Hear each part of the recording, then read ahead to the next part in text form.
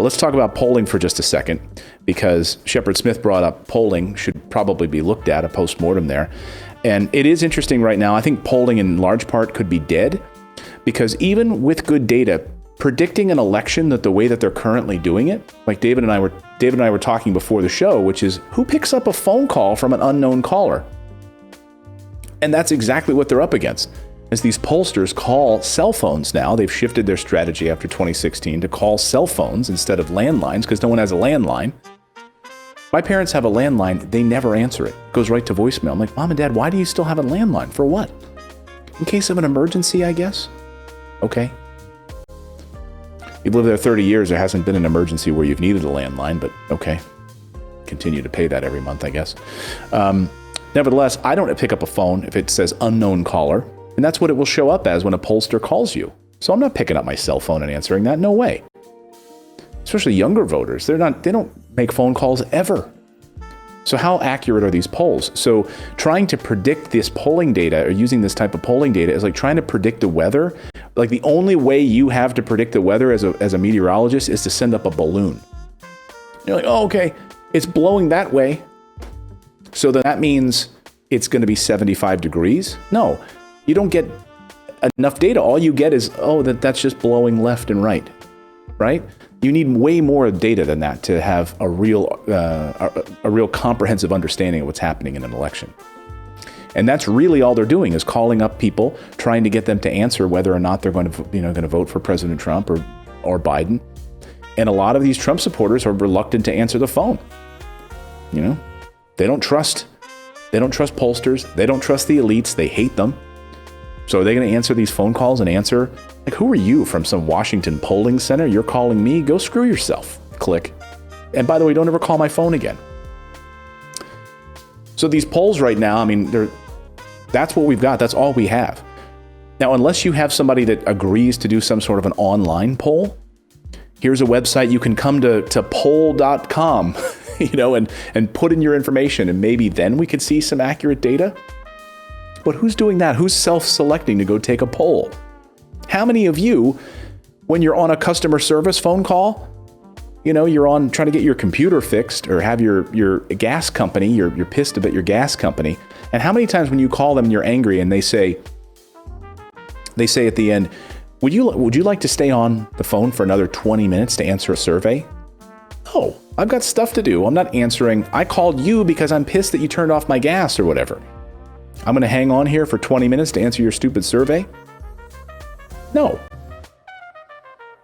So the future of polling, they were less accurate now than they were in 2016. It was almost like a repeat of what we saw in 2016. Some of the areas they really crapped the bed were in, first of all, do they have a phone? Okay, so a lot of people don't have phones. So how accurate, not everyone can afford a cell phone. Right? So if you don't have a phone, you're just not included in the sample. And then who picks up the phone call? And then who actually takes the time to do the survey? Well, it's like the same thing when you call any kind of customer service thing and they say, hey, would you be willing to take a survey at the end of this call? I was like, no, I don't want to. Right. Like who wants to take a survey? We don't have time for that. Exactly. Like I said, I'm not going to hang out for 20 minutes. I called you because I'm pissed about my gas bill is too high this month, and because you guys metered me wrong or something. I'm gonna hang out and take a survey. So this narrowing sample size that they've got to work with is non-random. It's also not representative of America. I don't know anyone that has gotten a poll call. Do you? Do you know anyone that's done a poll? No, I don't know anyone. No one in my social circle has done a poll. So it skews mostly towards white, elderly, and English-speaking voters. All demographics that are becoming less electorally consequential. Spanish language outreach in these polls, they don't have it. They don't have it in their infrastructure for these polling. They'd probably get better results if they did like which Disney princess are you polls. You know what I mean? Like a poll like that on Facebook that kind of tricks you into giving them the information they need. Right, like a BuzzFeed style. Yeah. Like, what's your favorite burrito? Who would you vote for? So then also And then also if you've got, right, like they put a burrito and then put like a little like blonde Trump toupee on it, or they, have a little Joe Biden sunglasses on a, on a burrito. Like, which burrito do you like? I do like that one that has the orange hair. I'm voting for Trump. That'd probably be more accurate than the stuff they're getting currently. So for instance, if you're a young black man who responds to a poll, you are quantifiably assumed to basically to speak on behalf of your whole race. Like, that's kind of how we're weighting these now. So weighting can increase the accuracy of some of these polls, but it can amplify some anomalies. And that's a huge problem with polling. And so there's really no substitute for getting these larger representative sample sizes. So if you have 100 people that will not pick up, like 100 of my friends would not pick up their phone with an unknown caller from a pollster calling you.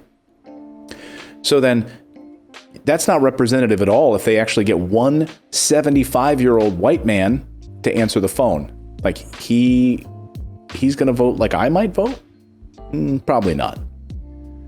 So I don't know I think the future of polling is in trouble. I don't know how you can reliably look at these things anymore. The polling coverage is now even more popular than ever, which doesn't make sense, right? Well, and another scary thing is if you think about it, when they're polling these people and asking these questions, you don't know if that person even pays attention to what's going on to even know to give them accurate information. If there's somebody that has a phone, how much information are they getting and where are they getting it from? Like they're probably not an educated voter as far as, because they probably have one news channel that they watch to get all of their information if they have a phone, that demographic. Right. Yeah. And, I think you're right. And I also think the reason we have such a preponderance of these polls is because the media executives at CNN, MSNBC, etc., they love polls because it basically tells them what they want to hear. And the whole reason they lean so heavily on these things and they can put their name to it. Oh, this is a Wall Street Journal NBC News poll? This is a Fox News poll? They assign their names to these polls, for the credibility purposes, and they love it. And these big media monopolies love to do these polls so they can feel good about themselves and to reiterate and to affirm the things that they like to think about in the world, like a Biden victory. All of these big media companies, right? Biden's up by 14 points in that new Fox News poll. In that new NBC poll, Biden's crushing it. And in many ways, it's forcing a narrative. It's forcing like a media narrative that's just not accurate. And we saw that repeatedly in these polls. Like in Maine, for instance, Susan Collins, I think there was 14 different polls. Not one of them was right. Not one of them had Susan Collins winning. He did. Same is true in Georgia and other polls on these state polls for these Senate races. Almost all of them are wrong. I like this quote by Dr. Lee Miringoff. He's the director of the Marist College Institute for Public Opinion. He confessed to 538. He said, "I'm concerned that the industry may be fighting the last war." So all of that being said, I think these pollsters are still pretty bullish that they're going to, fix some things and they're going to be back again. Again, it's, to me, the only time the polls that I think are interesting is looking at like Real Clear Politics averages of like all of these polls. That to me is something I usually would do, is go to realclearpolitics.com and then see, okay, of the 12 polls, what's the average of all of those polls? Then at least to me, you're getting a larger sample size. But still, if you're not getting the people that just don't answer the phone and are just not interested in talking to you and they're not representative of the United States of America, then these polls are garbage. I think polling is dead. Let me know your thoughts on that in the comments below. Do you pay attention to polls? Do you give a rat's behind about polls? Let me know how we can fix it. And subscribe to our channel. Don't forget to do that as well.